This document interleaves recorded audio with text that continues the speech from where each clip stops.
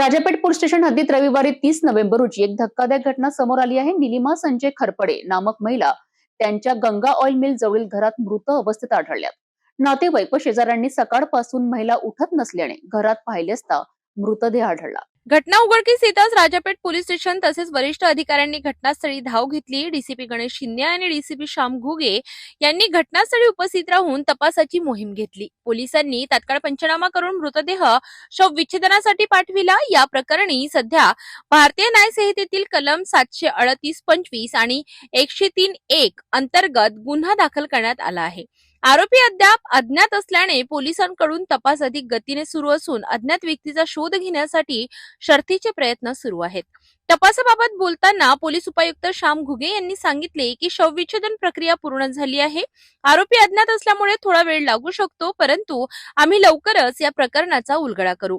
Rajapeth police station मार्फत सखोल तपास सुरू आहे। या प्रकरणाशी संबंधित अधिक माहिती मिळताच आम्ही आपल्याला पुढील अपडेट्स देऊ, अशी माहिती पोलीस उपायुक्त श्याम घुगे यांनी दिली।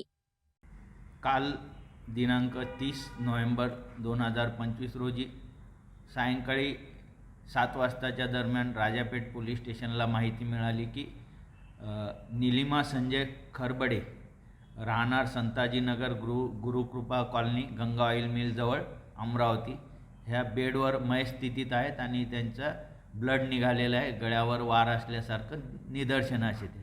त्यानंतर पोलीस लगेच त्या ठिकाणी व्हिजिट केलेली आहे। ECP तसेच झोन 1 DCP साहेब तसंच मी सुद्धा तिथे भेट दिलेली आहे आणि त्या ठिकाणी पाहणी केली असता अशी माहिती मिळाली की ही महिला सकाळपासून उठलेली नसल्यामुळे नातेवाईकांनी आणि शेजारच्यांनी सायंकाळी जाऊन खात्री करायला गेले असता त्यावेळी त्यांना ती मयत आढळून आलेली आहे। सध्या तिचं PM करण्यात आलेलं आहे।